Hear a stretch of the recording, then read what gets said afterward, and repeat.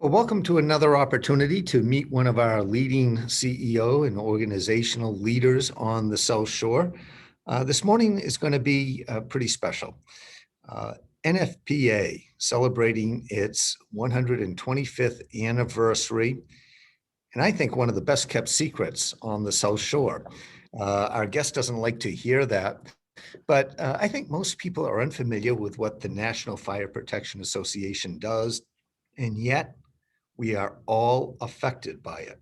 I don't think there is a single living person in the United States that is not affected by the work NFPA does, and that it is an integral part of our businesses and our lives. And a lot of people don't realize it is here on the South Shore, and I think been here the entire 125 years. So our guest is Jim Pauley, who has been CEO of NFPA for 7 or 8 years now. Jim, welcome. Give us a little background about NFPA and its history and why you will touch everybody's lives in the U.S. So Peter, thanks first to the Chamber for having me. It's great to be with all of you and with the audience. NFPA is actually a fascinating organization. I usually start when I talk about this story that although I've been there for just over 7 years as president and CEO, I was also a customer of NFPA in my previous life, and I was a member and I was on their technical committees. And so I was very familiar with the organization from a national perspective in my previous roles that I had prior to ever coming here. But NFPA, as you mentioned, is 125 years old. It has been in the Boston area the full 125 years. We were in downtown Boston up until about 1981. And that's when we actually built the first building in Battery March Park in Quincy. And NFPA moved up to Battery March Park. And that's been our home there since 1981. And you know, when you say we touch every living person, you're the first person that said it that way. It sounds ominous when you say it, but in reality, it's true. We started actually as an outgrowth of the needs of the insurance industry and what was going on back in 1896. Sprinkler systems, like people can look around in their office buildings and hopefully in many people's homes, and they'll see sprinklers that are installed for fire protection. Very popular when the mills and when manufacturing was growing in the Boston area. But the problem was if you went in about a 20-mile radius of Boston, there were about 100 different ways you can install a sprinkler system. And the insurers were saying, look, some of these are way more effective than others. We need a standard. So they sort of put NFPA together at that time to solve this problem of how you would install a sprinkler system from a standards perspective. And that was the creation of our first standard in 1896. Still around today, NFPA 13, the standard on installation of automatic sprinkler systems. From that point, we began to grow. The next big document that we took, and to your point, one that does touch everybody, is the National Electrical Code. And so if you have a wiring system in your home, there's a pretty good chance you do in this day and age, it was likely installed to an edition of the National Electrical Code. And that is by far it's one of the most widely used construction codes in the world when you think of how much electricity flows through systems that were installed to the NEC. And so that was our second big document. And then the snowball started from there. And there were more standards. We have more than 300 codes and standards that we do today that cover everything from the fire prevention code that the state of Massachusetts uses, to codes and standards for fire departments and helmets, gloves, PPE and turnout gear, so a wide range of areas that we cover. The other thing that we did is we became the fire prevention voice that was out there. And when many people say, how would I know NFPA? I use two references. Do you know about Sparky the fire dog?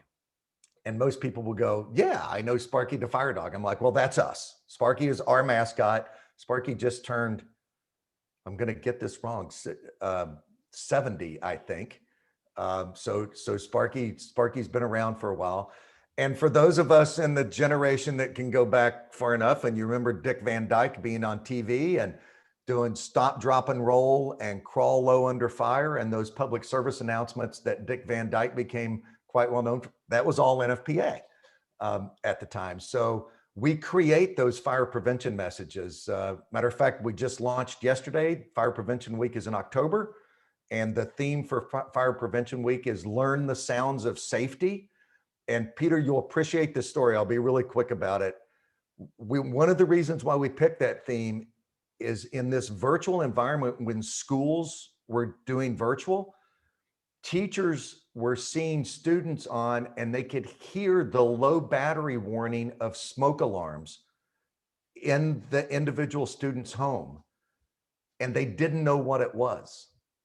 And so they were able to say to the student, I need to talk to your parent because that's your smoke alarm that has a low battery warning. And so our entire theme around Fire Prevention Week this year is learn the sounds of safety. And what does it sound like with a low battery warning? And what's it sound like when a smoke alarm goes off? Or what's it sound like when a carbon monoxide alarm goes off? And so we're trying to teach a lot of that. And that's just one other of the things that we do as NFPA. Jim, I have a whole list of questions because we've had a chance to talk many times the last 7 years. I've got a whole page of questions, but I got to get you off track on a couple of things. Your discussion about the kids and Sparky the dog just gave me a flashback to elementary school. Are you the people responsible for all the comic books that would go out to the schools and the diagrams of houses and fire Yes. hazards? That is absolutely. So the coloring books, some that would have Sparky, 1 year fire prevention, well, more than 1 year, but we would do designing your escape plan for your house, the idea that you need a meeting place outside. Those are all of our messages. And so much, two things happen. One, when the fire department shows up at a school to teach kids, as they often did, right, on sort of their public safety piece, most of those messages they were using were from NFPA. And a lot of the materials were from NFPA. We also do a huge outreach every year to the teachers directly and give them materials and so forth that they can use as part of lesson plans on being able to teach kids how to be safe. And again, I love these stories. Our call center got a call from a public safety person in Oregon a couple years ago, and the person said, I just want you guys to know, I went and taught a 4th grade class about smoke alarms using the NFPA materials. There was a little girl in the class who apparently went home. They did not have a smoke alarm in the house. And she was relentless with her father to make him go out and buy a smoke alarm and put in that home. And he did. That evening, they had a fire in the house and the smoke alarm saved the entire family. Wow. And so it's one simple example, but connecting those dots to ultimately what we say in our mission statements is that we help, we help save lives with information, knowledge, and passion, right? Is what we do. And at the end of the day, that's what we do, is we help save lives as an organization. Tell me, this is outside your industry a little bit, but I'm intrigued with the idea that there were fire sprinkler systems in the 1800s. I thought those were more an early 20th century innovation with high rises. Oh, yeah. The high rise was actually an add-on after and quite later in that. The places they showed up, again, the insurers were looking at how to protect those insurance investments in all these mills and so forth, because when you had a fire in those industrial environments, they were big and they were big losses. So the insurers were interested in, this is a means for us to protect the insured investment that we have. So, and now sprinklers, to your point, Peter, the technology, albeit has improved, but the fundamentals to the technology are the same for these last 125 years. We spend a lot of time dispelling myths. People are like, oh, I don't want to put fire sprinklers in my house because if I burn something on the stove, it's going to set off all these sprinklers in the house. Oh, you've been watching too many movies. It's like only the sprinkler closest to the fire goes off, and it's set off by heat from the fire, not smoke, right? So it's got to get 135 degrees before that sprinkler is going to open. And usually, by the way, one sprinkler head controls most of the fires that occur, 1 to 2 sprinkler heads. And I'm going to guess almost always in the kitchen or else.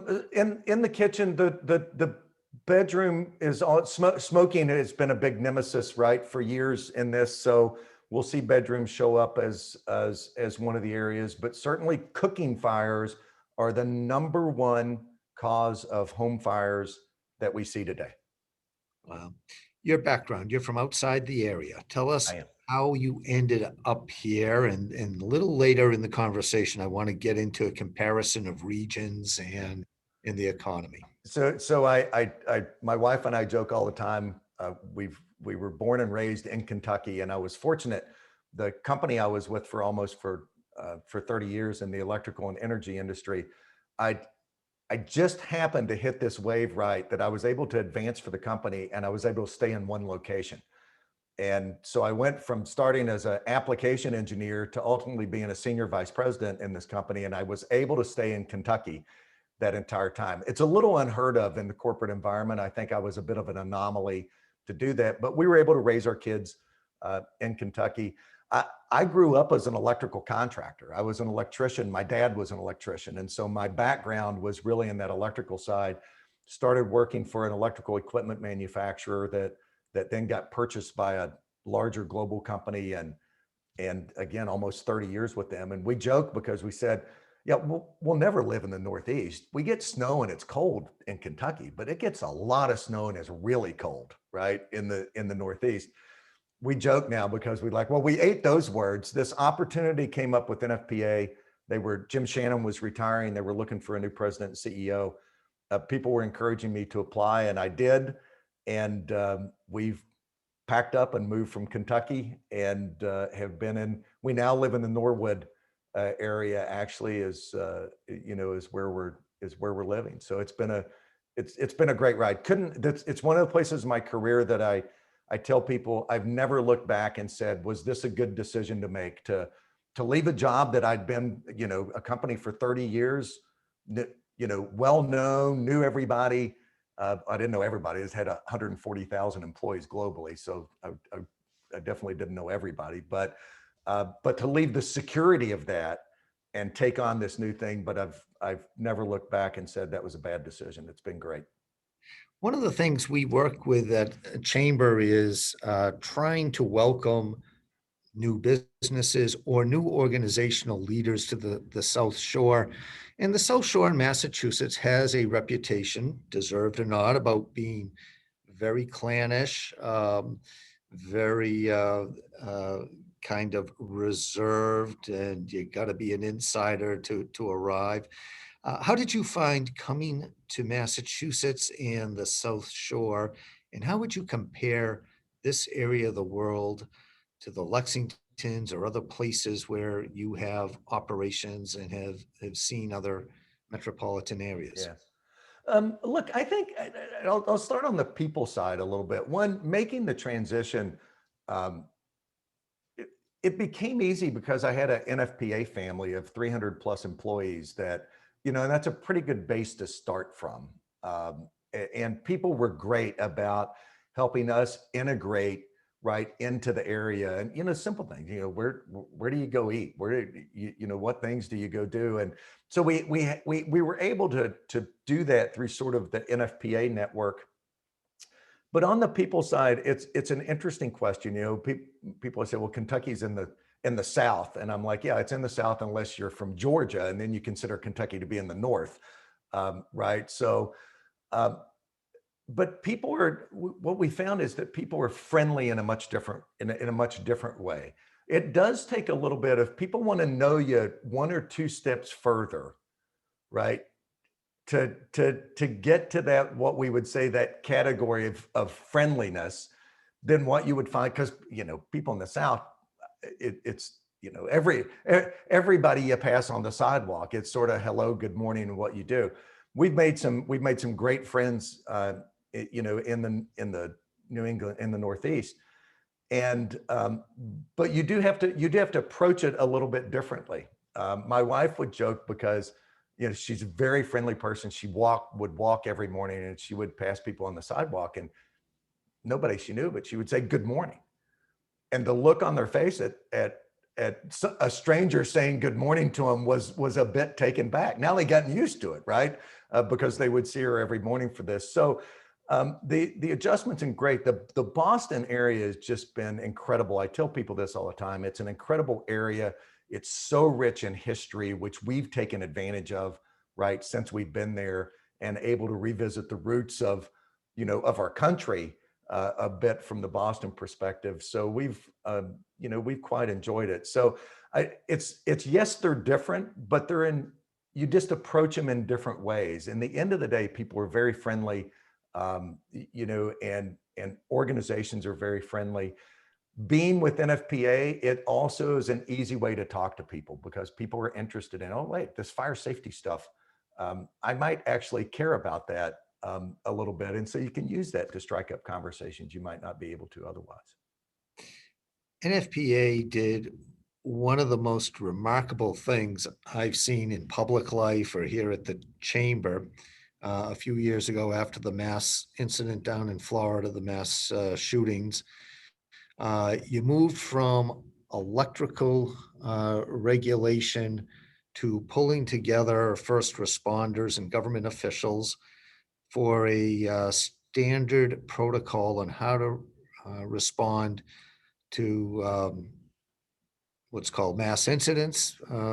You'd know that, but it's to a mass casualty situation.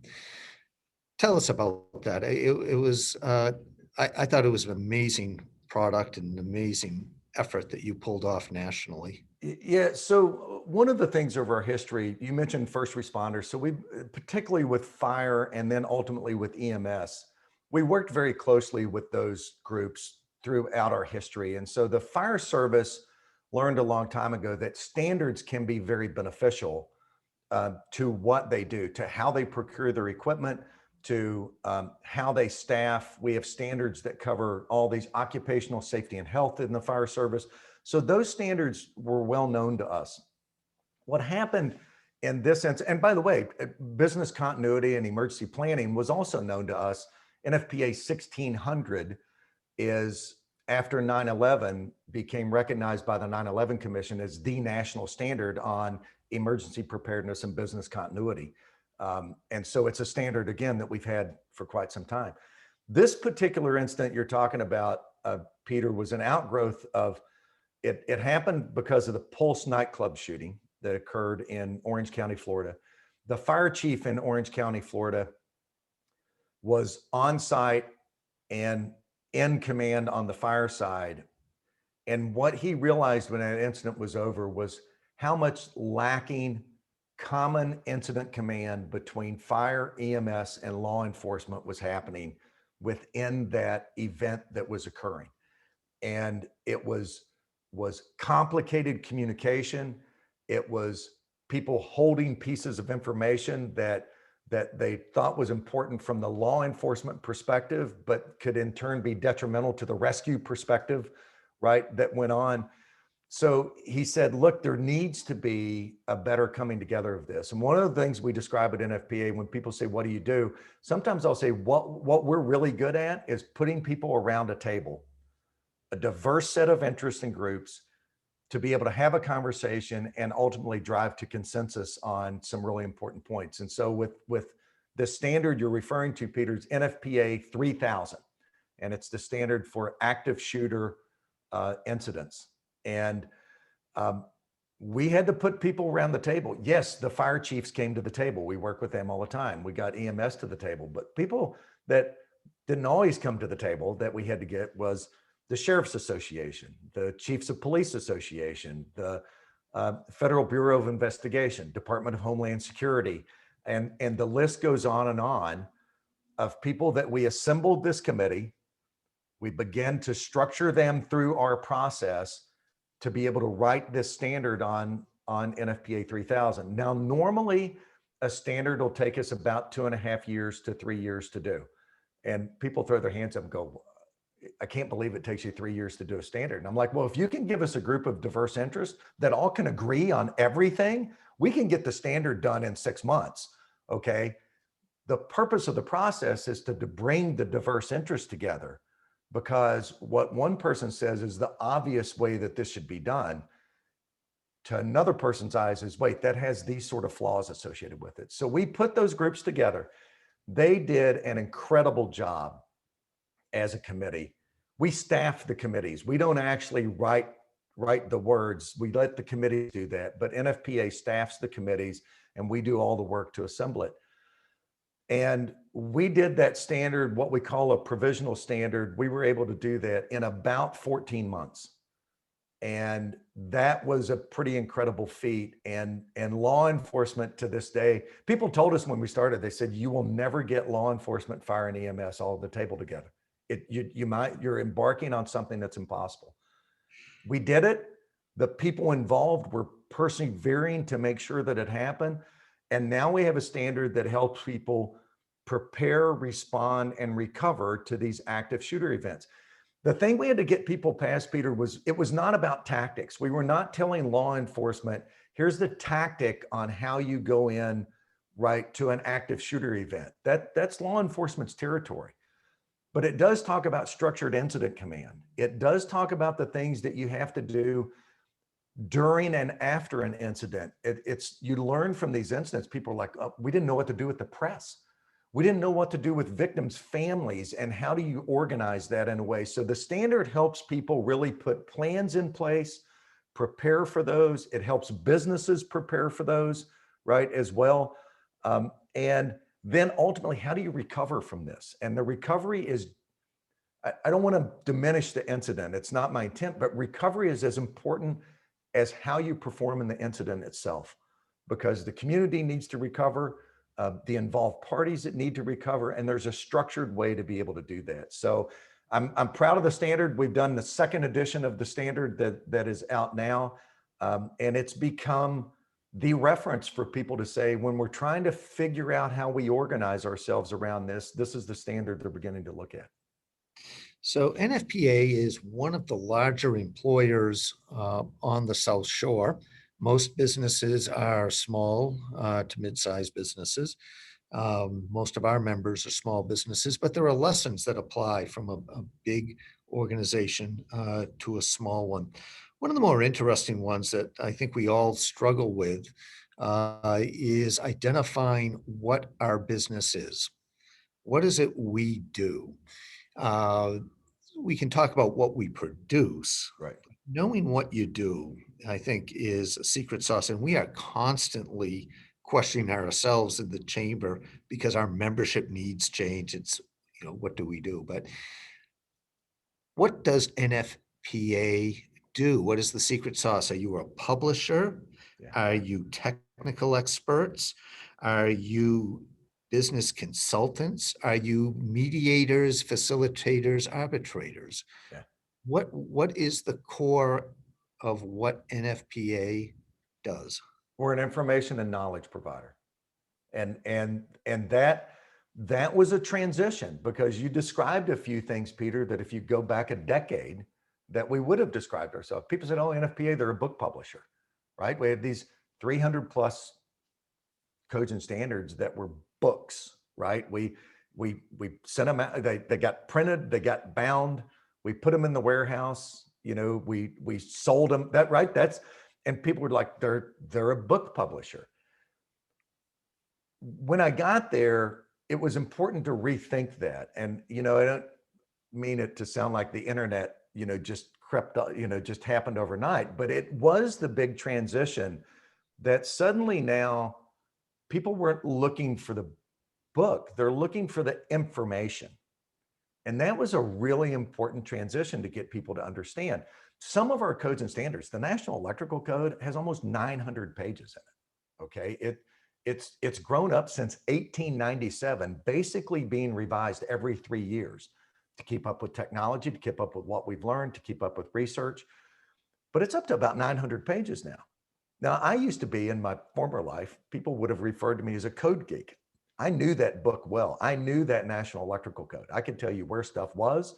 I could tell you, quote it to you by section. That's not the world we're in today. People are like, I need the answer to my question. I need the information that's in that presented to me in a way that will help me solve our problem.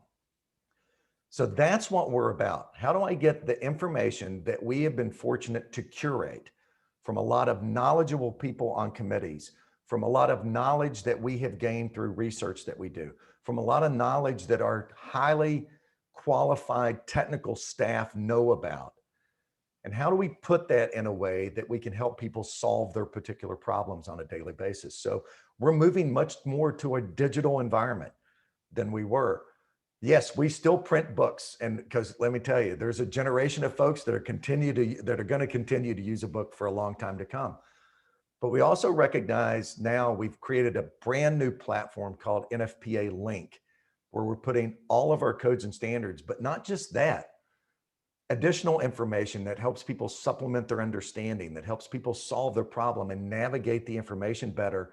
We're getting great response from people about, wow, okay, I don't need to know the entire 900 pages, but I need to know how I can get to the information and how you can present it to me. And so I don't describe us as a technology company. I think that would be a mistake.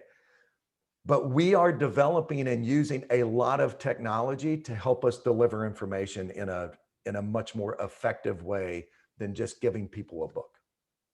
Let me explore leadership, personal leadership for a while. It sounds to me with that answer that when you walked into NFPA, the DNA or the self perception of the organization might have been that it was a publishing company, and you helped kind of rethink what the core mission or asset to service of NFPA was.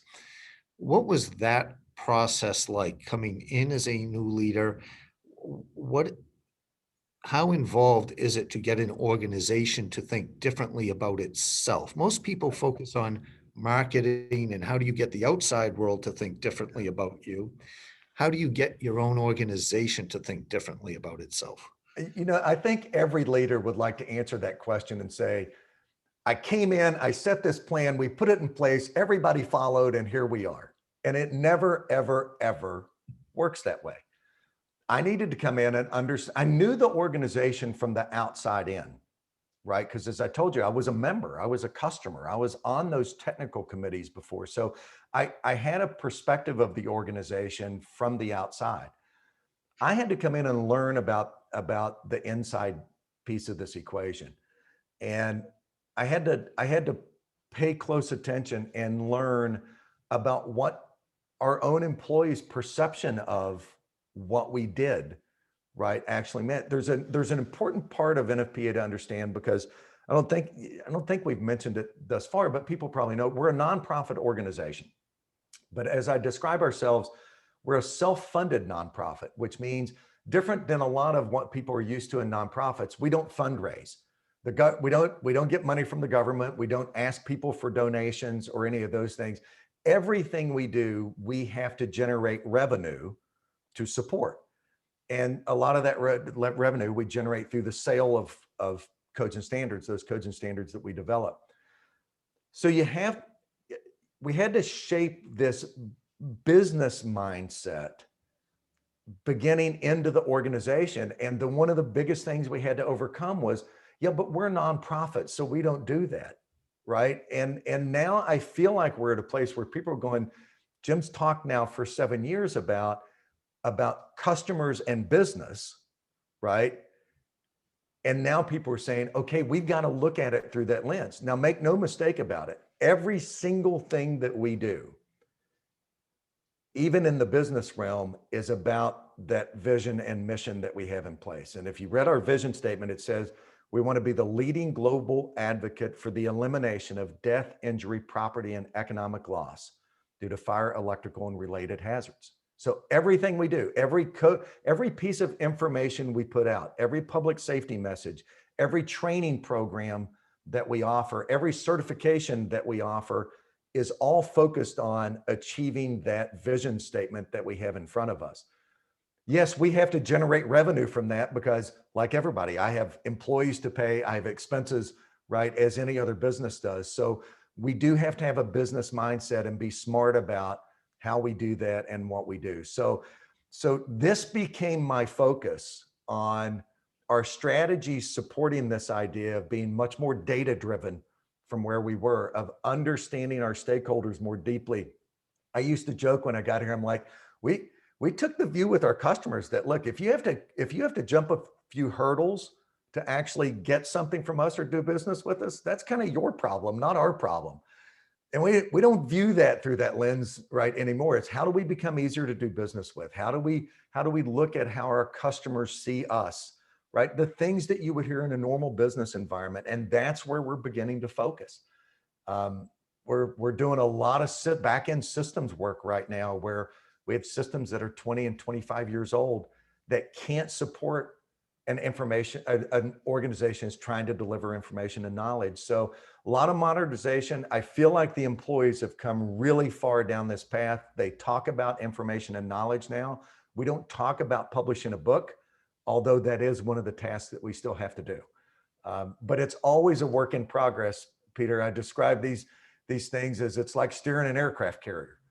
If you're going to make a turn, you need a lot of room and a lot of time, right, to make the turn. And we are constantly in that mode of turning and adjusting to the environment that's around us.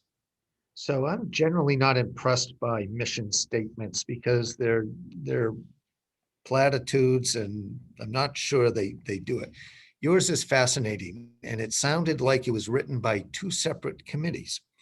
One that wrote a fairly broad mission that could move you in a lot of directions, and another that came in that put a fence around it, saying that you could repeat it. But the first half was, we're here to preserve life, safety, property, which could mean anything. And then somebody fenced that in around due to electrical issues and electrical matters. Fire, electrical, and related hazards. How do you control mission creep? Yeah. Because the organization has to think about growing, and then you have to be careful about the mission creep that takes you out of your strength. That's right. There is a bit of know where your strengths lie, right? And I'll give you an example going back to your question about the active shooter standard that we did. Somebody immediately said to us after that, they're like, law enforcement doesn't really have any standards. You guys should consider doing standards for law enforcement. It's like, we don't know anything about law enforcement, right? From the perspective of, could I do a standard for a ballistic vest? I could absolutely run that standards process, right? We could assemble a committee, we could put the right people together, and we could create a standard for a ballistic vest. That's not our sweet spot. And by the way, a ballistic vest is important, right? It helps save lives of those who wear them. But that's a bit far afield, to your point, from where we talk about fire, electrical, and related hazards. So you are right. We boxed it in to stay, pretty close to our knitting in the background, because you need to have an eye on, how do I help keep people safe in this realm of things that we tend to know a lot about. But standards that would go along with that you think about in other hazards. We do standards for dusts, right? Combustible dusts and so forth. There are dust explosions that are significant hazards that occur. And people are like, well, that's not really the fire, although the explosion can result in a fire, right? And that's not really electrical, although electrical can be one of the ignition sources. But our standard talks about how you have to manage a dust environment and how you have to keep, curate that environment to ensure you don't have a potential explosion. So it's an example of another hazard, but it's directly related to still what we're trying to accomplish. So mission creep is one where one of my previous HR leaders used to she would say to the employees when we would talk about this, she would say, well, we know we're not making cat beds. Okay, we know that on the other end of the spectrum. So we try to keep an eye on that, and we'll get standards projects that'll be presented to us from the outside, and it's like, look, that's just not us. We just finished a standard on portable radios for the fire service. It's the first edition of the standard. Now, portable radios are not you look at that and go, why portable radios? Well, the problem that we had was a number of incidents that got investigated where the radio failed in the fire environment that the first responders were in. Handset melted, cord melted, something. And so this standard is around the hardening of those so they can withstand the fire environment, right? So there's an example. Again, you go, well, that's a little afield of your mission, but it is related back to fire. It is related back to how we serve that first responder community as well. Yep.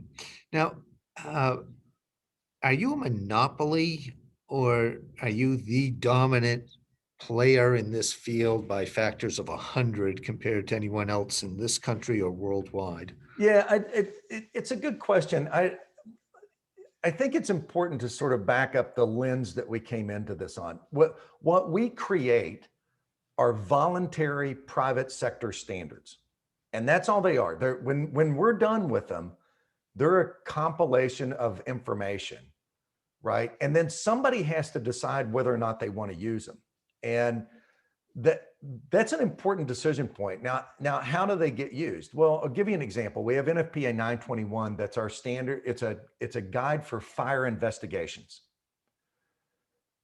The fire investigation community uses that standard because in the legal environment, they need something to be able to refer back to say, I investigated this fire. I came up with this as my report, and I followed all of a national standard, right, to be able to do this. So the use of that standard gets driven a lot by the application of it, that people say, we need a standardized approach to this. And it gets cited all the time in court cases. An investigator didn't follow NFPA 921, or they did follow NFPA 921, because it's seen as the standard, right, around fire investigations. The second way that things get used is, this is the intersection with government. And I describe this as probably one of the best examples of public-private partnership, one of the longest running examples that's been around. Governments look at this and say, we have a problem to solve. I need to keep people, we got people building stuff everywhere, and I need to make sure that the electrical system going in that building is going to be safe. Well, how do I do that? Well, a state or a locality could certainly sit down and write their own electrical code. There's absolutely nothing that prohibits them from creating their own set of rules and writing their own code. But government was pretty smart in this case. They said, look, there's a private sector standard out there that can solve our problem. So what we're going to do is we're going to tell folks, when you put that electrical system in, you follow the National Electrical Code. And through that is the way that we're going to build safety for our citizens, right, into our particular locality, state, or what it may be. So people want to look at that and go, well, but then I have to follow that, so somehow that makes you a monopoly. And I'm like, no, that's not the case. Anybody could decide they wanted to develop a standard. The question is that useful for the economy, right, to be able to do that?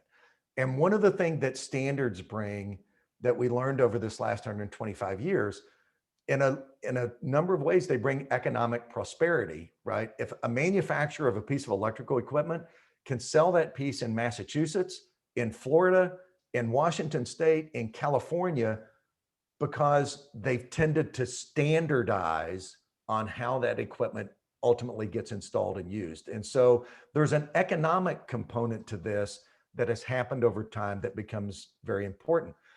People always want to ask, do we compete with folks? I always say, I think you're always competing with people in this, because people want to take that information, and it's, what do you do with it next, right? So we do training programs as an example. There are hundreds of organizations that do training programs to our standards, right? So and all of that's okay. We're fine with that being the instance. Standards become popular because people don't want to do stuff twice, right? They look at this and say, if there's a national standard that'll work, and all of our standards are accredited by the American National Standards Institute, they're kind of the umbrella body. I was actually chairman of the board of ANSI back a few years ago, but they're an umbrella body based out of Washington, D.C. that accredit standards developers, and they make sure we're following processes that are fair, that treat people equitably, that are balanced, that there's no dominance in the process. And so there's this entire standard system that exists in the US and globally that most people don't know about. But I would say if you, in the long run, you would be happy that it exists, right? And that also keeps standards from overlapping. ANSI doesn't like people to develop duplicate standards, right? Where you've got people doing the same work multiple times. And so some of that's the umbrella that controls a little bit of it as well. So how do you control the well-intentioned egos of elected officials who may not know the subject matter, but decide there ought to be a law or regulation? I can make things safer by requiring elaborate systems in every room of a house, Right. regardless of whether or not there are fires typically there. Do you spend a lot of time? You had a former congressman leading the association at one point. Do you spend a lot of time on government regulations to deal with state legislators and congressmen who think they can simply write a better standard without any idea of how it gets played out? We try to educate, right? And we always approach this from the government side of, we have a toolbox of tools. We can help you decide whether any of these tools will be useful for you for the problem that you want to solve. Now, Peter, I use the example in Massachusetts. Massachusetts uses NFPA 1, which is our fire code. They use that as the basis for the fire prevention code in Massachusetts. But there's a committee within Massachusetts that does amendments to that code. So it's actually our fire code with Massachusetts amendments that gets used. And that's not an uncommon occurrence that we see happen. So people do, it's important they have a base to start from, and we can often provide that base. But then, that committee at the state level's got, developers that are involved, and it's got contractors that are involved, and it's got manufacturers that are involved, and it's got government that's involved, and the fire marshals and the fire departments. And they're looking at these things and saying, yeah, we don't want to do that. We want to add this. And our approach that we always tell folks is, the best thing you can do is get involved in our process. And I gave kudos to Massachusetts long before I ever moved here about this. On the electrical side, Massachusetts uses the National Electrical Code. There's a fabulous committee in Massachusetts that reviews the electrical code and creates the Massachusetts amendments. But the activity they took is every amendment that they create, they submit as a proposal to our next edition of the code. And a lot of these things that Massachusetts created have become requirements in the National Electrical Code. And it's a fabulous process. It's like a group of folks that said, we think this is really important. Here's the evidence behind it. They made an amendment, but they submit that amendment to us. It goes through our committee process, and they've been really successful at getting it. It's a beautifully orchestrated process of how you get diverse interests involved in creating these. We got accused all the time. People go, oh, you guys are up on that hill it's always up on that hill in Boston, right? That they'll say, writing all these rules that we have to follow. And it's like, there are only 300 people in this world that cannot make a proposal or an input or a comment to an NFPA standard. And those are the 300 employees that work for me. Anybody else anywhere in the world can make an input, can make a comment to an NFPA standard, and the committees have to review that. And the committees have to say, we agree or we disagree, or we agree and we're going to write it this way. And many people don't understand that. They think my staff is just writing all these things, and that's not what we do. We operate a really intensive and a really well-structured process to get to this consensus. And why do you specifically exclude your own staff experts from commenting? Yeah, because we don't want the bias in the process, right? We're the neutral third party. And so what we don't want is somebody looking at saying, well, because this came from NFPA staff, we should make sure that we do it. We don't want that bias in the process. We always describe ourselves as we're the neutral folks that are running the process, making sure that people are being fair and equitably treated. making sure there's no dominance in the process, making sure we have a balanced view of things. Now, now our staff become good technical resources, because often the committee will go, well, wait, isn't there another set of rules somewhere that covers this? And our staff can go, yep, we have another standard that does these things. You can reference it in this way if that's what you decide to do. So we help the committees technically that way, but our staff can't comment and say, you did X and you shouldn't do X and you should do Y, right? That's absolutely what we avoid, because that neutrality for us is one of our hallmark components. Now, you've been at this, it's a complex environment, but a pretty collaborative environment. I'm sure you're getting pressure from everywhere. You've got, in many ways, a near monopoly of what you do. What do you do to keep your edge? What do you do for professional development? And who keeps challenging you? Is it your board? Is it your customers?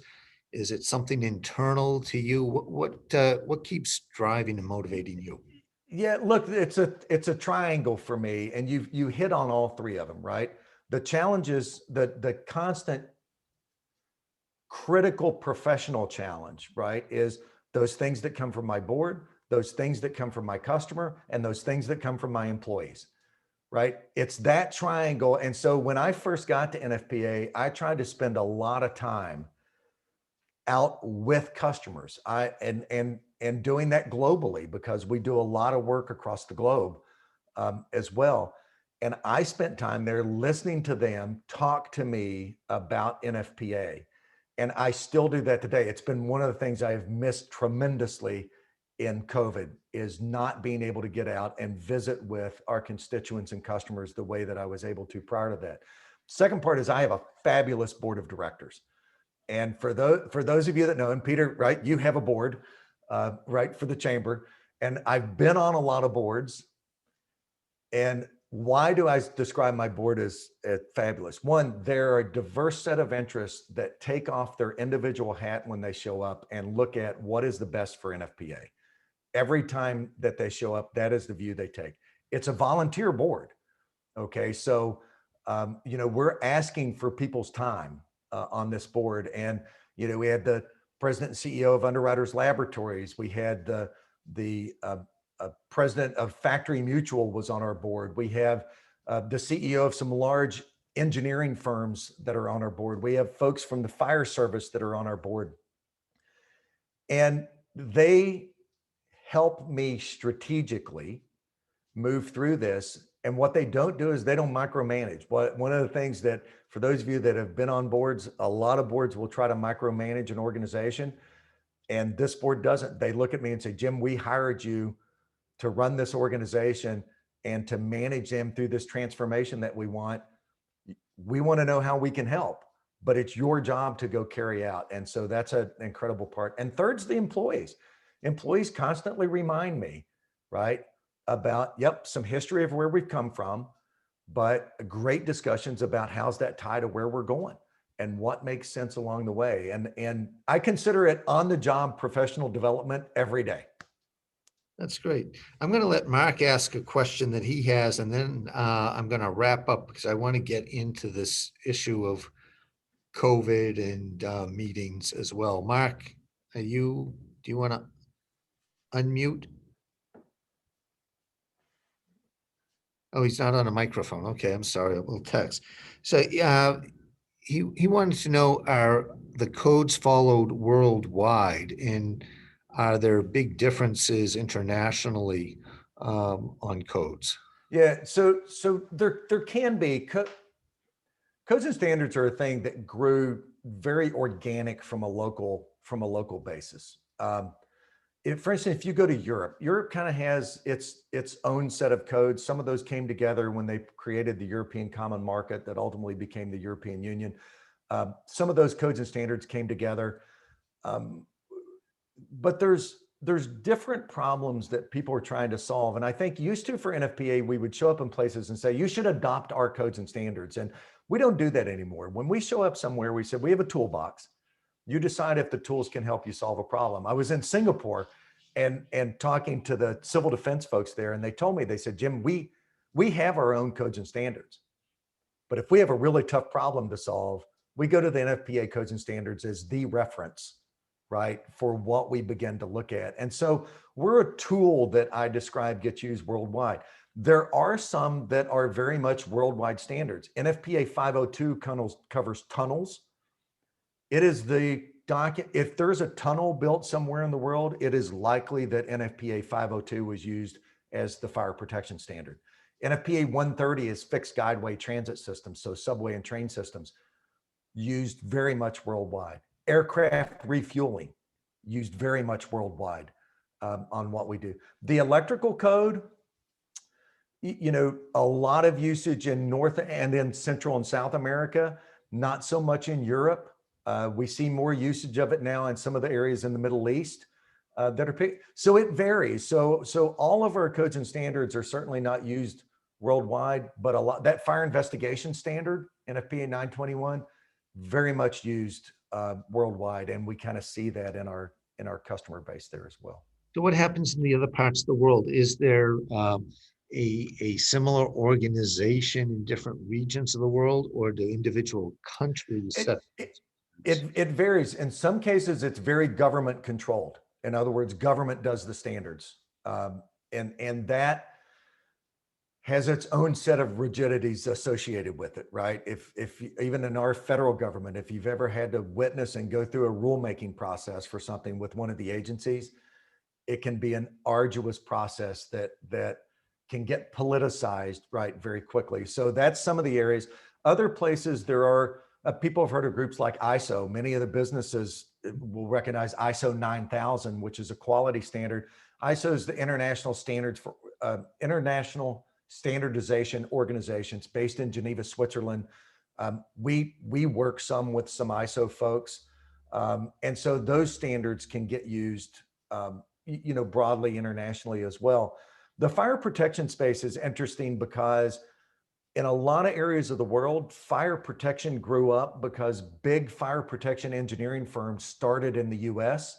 And when they got asked to do international projects, they took that knowledge from this North American based system with them.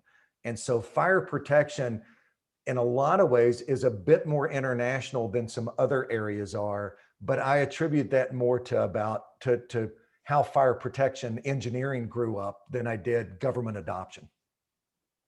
So we've gone well past the advertised 40 minutes. I appreciate all the time, but I've got to get into the post-COVID office situation with you a little bit. NFPA is a bit of an unusual animal. You have a large employee base that until last March was meeting physically in Quincy. You have offices around the country, maybe around the world. You have consultants or participants all over the world. So you've done pre-COVID. You are doing a lot of, I'm sure, phone conferencing and teleconferencing. But you still had the base showing up to the office. How are you approaching reopening, and what is your office workforce situation going to look like in recovery? Everyone come back 5 days? You split people up? You giving more flexibility? Yeah. You stay remote? It's somewhere in between all of those things that you just mentioned. And we're in the midst of a lot of those discussions right now. I've been clear with the organization in my firm belief that we do our best work when we are collaborating in person.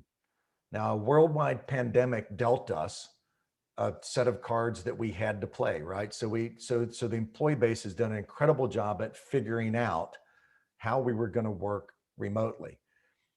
I've set the objective that I want to get us back in the office essentially right after Labor Day. Is where our objective is. The numbers all seem to be trending right in the right direction to be able to do that. That's what I've got on my target list.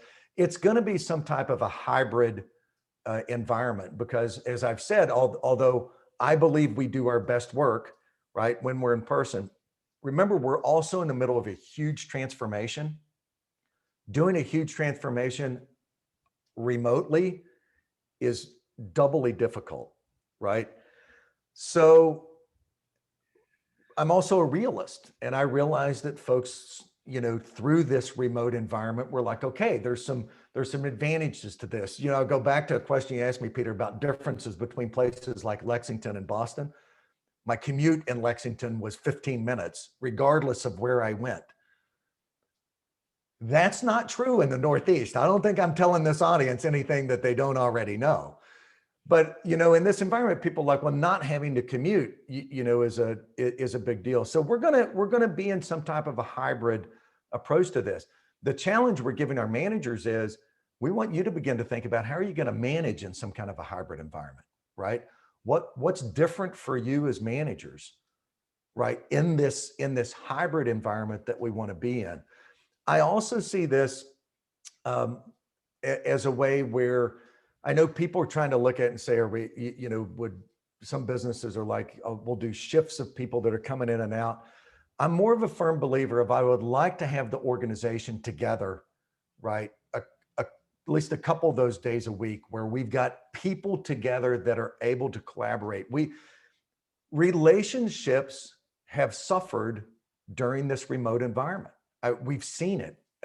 People have learned to work their way around it, but relationships have suffered. We've onboarded people in a completely remote environment. They've not had the chance to have personal interactions with their colleagues and to build a network and a relationship around this. So I want to make sure we bring those things back together and that, we're able to collaborate at that in-person way that I think is so important to where we are.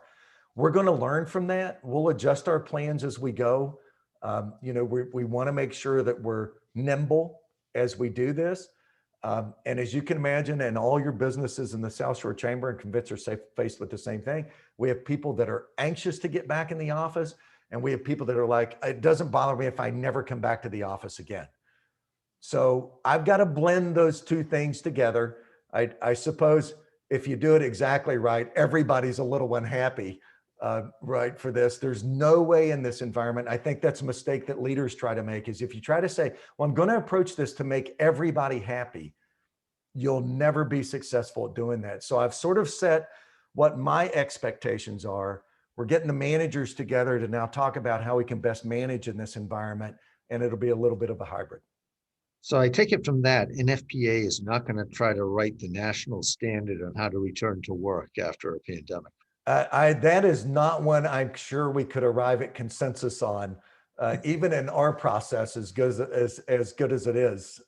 So I think there's elements of variation in leadership. And by the way, I think this be a great topic of conversation in general for the members of the chamber and for you to focus a specific segment or element on about how people are approaching this, because it is all going to be a little bit different. I try not to look at the big tech companies because people want to use those as the basis. And it's like Google says their people are going to be remote and Apple says their people are going to be this. I'm like, but they're not us, right? In the end of the day, I've got to determine and run this organization in a way that's best for our customers, our stakeholders, and the mission that we serve. And every day I'm going to do my best to make sets of decisions to accomplish that objective. Because I always tell them, look, nobody would like to be 100% remote more than me, right? I would just, I'd go someplace where I could work every day and stare at the ocean, right, to do this. So individually, that would be great. But as I said to them, it's not about me and it's not about any one individual. It's about collectively, how do we best do our work? So the conversations we've had, this comes up in almost every small group. We do a lot of small group conversations on topics, particularly now that we've been doing it virtually. But this comes up in every conversation, and most of the reaction I've had from employers up until about a month ago was all trying to guess how other services were going to respond and open up. So they were looking at will daycare and school be open? So It's critical. Will transportation be available? What is the caregiving situation that the employees are facing. So everyone was trying to anticipate what other actors were doing. I think as the world opens up, now everyone is struggling with this issue of how do you optimize flexibility, accommodation, and productivity, assuming all those other things are free from employees' minds. How do you accommodate very different working styles, knowing you get different results from different people? Right. Makes it Well, if I can, Peter, one of the things that I heard continually is that, because I'm working 100% remote, I'm able to put more hours in for NFPA and I'm able to get more done. And I'm like, but that's not what I want you to do, right? I'm not asking you to put more hours in. That's not a productivity answer to the equation. So, so we're having a lot of discussions around this. And to your point, I've said all along, when I set the objective of Labor Day, I did that a few months ago, actually. If we did not see things trend in the right direction, we weren't going to go back at Labor Day. If I had to send everybody back to the office in masks, that's not conducive to the working environment that of the whole reason to bring people back.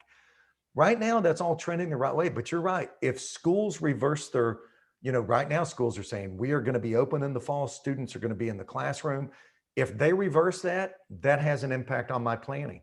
If daycares don't open, that has an impact on my planning, right? So it is important that things keep trending in the right direction for this to occur. And I so far I think they are. But I completely agree with what you're hearing. The schools, the daycares, other care situations have got to get back to normal, whatever that is, right? I'm not sure any of us know what normal is quite yet anymore, but it's got to get back to the point where people can take advantage of those services so that they can focus on. And that's where employees have had to be incredible, right?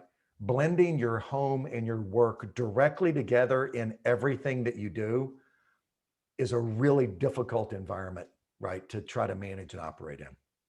So we're going to give you a great offer that hopefully you can't refuse.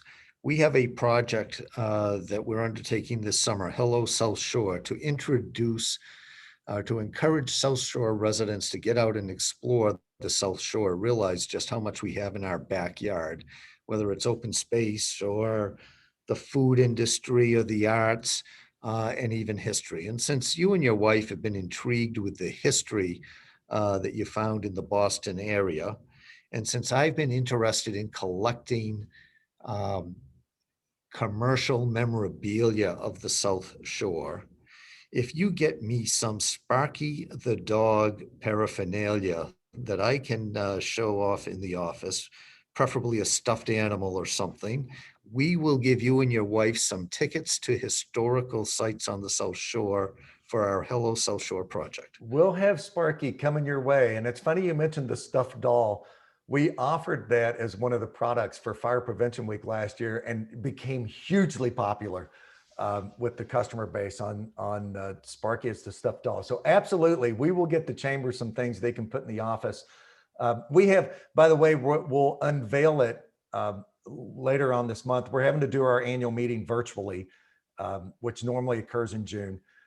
And then we'll unveil it in the office. But for our 125th, we've put together a 3D collage of our history that's going to be in our office space. So we'll have you out to take a look at sort of our history through the times of this. It's really an incredible piece that they've done that we'll unveil. That'll be great. And you and your wife toured the Adams houses or the plantation down in Plymouth. The We haven't Webster. done the plant. We haven't done the plantation, down in Plymouth or the, and we're, those are also things you can go to a few times and you pick up new stuff every time you go. So it's been, it's been some great stuff that we've learned. All right. When you reopen and unveil that, I will have a couple of passes to the plantation for you and your wife, and I'll pick up Sparky the dog. Perfect.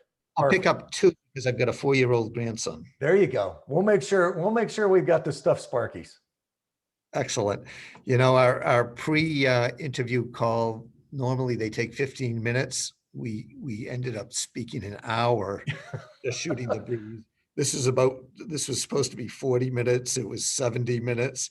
We could go on all morning. I think it's fascinating what NFPA does. I still think it's one of the best kept secrets on the South Shore. I don't think we realize what a international leading organization we've got here. And I think you've done a great job. So I appreciate taking so much of your time with this and sharing, introducing the members to NFPA and what you're doing. And thank you very much for what you're doing for the South Shore and staying here on the South Shore. Well, thanks for having us and for having me today. It's been a great conversation. As you can tell, I love to talk about this organization, probably to the detriment of people's timelines that they often have for things. But and we're happy to be a part of the chamber and to be involved there. And thank you guys for what you do for all of the businesses and for the citizens of the South Shore as well, because they benefit. Great. Thanks, Jim. And All right. I'll see you soon. Thank you. Take care. Thanks for the opportunity.